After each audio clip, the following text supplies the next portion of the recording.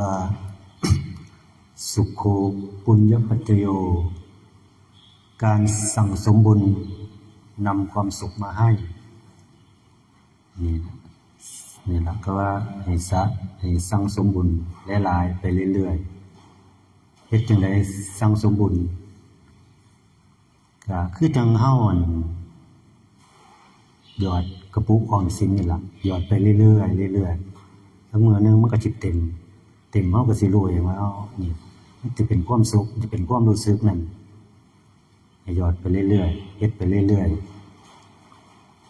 ๆในศาสนาพุทธศาสนานี่สิมีอายุเพิ่นว่าสิมีอายุ 5,000 ปีแต่นี่เฮาก็มาได้ครึ่งนึงแล้ว 2,500 กว่าปีแล้วก็สิเหลืออีก 2,500 กว่าปีเพิ่นว่ายุคนี้เป็นยุคเสื่อมคนที่สิได้ขึ้นสวรรค์นี่ไปได้แค่ส่วนเดียวแต่สิลงนรกนี่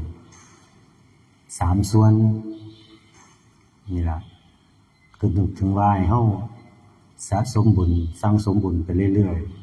ๆเพื่อสิได้ได้เกิดชาติหน้าเฮาสิได้บ่ตกนรกพระพุทธเจ้าเพิ่นยืนยันเพิ่นการันตีเพิ่นยืนยันว่าสัตว์เดรัจฉานเปรตวิสัยนรกอเวจีสวรรค์มีจริงจังใดในสมัยพุทธกาลมีพระเถระอยู่องค์หนึ่งคือเพิ่นชื่อว่าปังคีสะเถระสมัยเพิ่นบ่ทันได้บวชเพิ่นเป็นพราหมณ์เพิ่นมีมนต์อยู่อันนึงคือมนต์เคาะกะโหลกเคาะกระดูกคนนี่ล่ะว่าคนนี่ตายแล้วไปเกิดอยู่ไสเพิ่นก็เคาะเพิ่นเคาะแล้วเพิ่นก็จะรู้ว่าคนนี่ไปเกิดเป็นสัตว์เดรัจฉานมีหยังแน่หมูหมากาไก่สร้างม้างัวควายเฮาเนี่ยนี่คือสัตว์เดรัจฉานเพิ่นก็เคาะไปเรื่อยๆเคาะไปกับบางคนก็เคาะไปแล้วก็เกิดเป็นเทวดาแน่เกิดเป็นคนแน่ถือว่าเกิดอยู่ในนรกเป็นตกนรกก็หลายก็เลยว่าส่วนมากแล้วที่เคาะมานี่สิไปเกิดในนรกหลายเกิดในเปรตวิสัยเปรตเกิดใน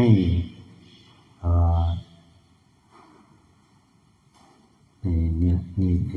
เกิดในสัตว์เดรัจฉานนี่แหละสิหลายที่สุดสิได้ขึ้นไปสวรรค์นี่น้อยนี่แหละ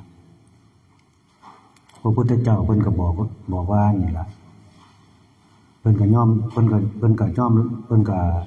อมรับว่าพระองค์นี้เพิ่นสามารถรู้ได้มีม่วนคอกระดูกมันก็เลยว่านรกสวรรค์นี่ให้เฮาฮู้ให้เฮา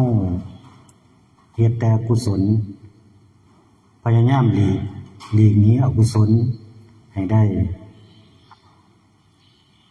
เพราะว่าเฮาบ่รู้ว่าเฮาชาติหน้าเฮาสิได้เกิดเป็นอิหยังเขาเพิ่นก็เลยบอกว่าให้สะสมแต่สิ่งที่เป็นกุศล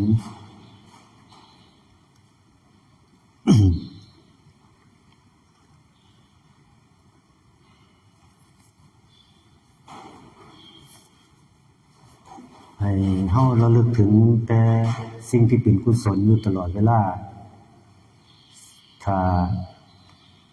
เพราะว่าถ้าเฮ็ดบาปแล้วมันมีแต่ความเร่าร้อนเผาจิตเผาใจเจ้าของเพิ่นก็เลยบอกว่าให้เฮาเฮ็ดบุญพยายามเฮ็ดบุญเฮ็ดหยังก็ได้บุญคือความสงบเย็นให้เฮาเฮ็ดเฮาสิให้เฮาจิตให้ ให้เฮาเฮ็ดจิตเป็นสาธารณกุศลเฮ็ดหยังก็ได้คือว่าให้ขนมเด็กน้อยซอยคนเหลือคนเฒ่าคนแก่จังซี่เฮามันก็เป็นกุศลแล้วนี่ล่ะให้เฮามีจิตใจเป็นกุศล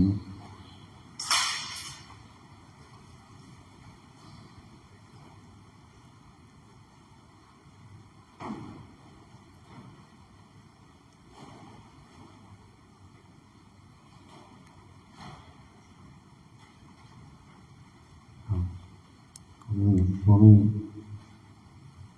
แค่นี้แหละเนาะ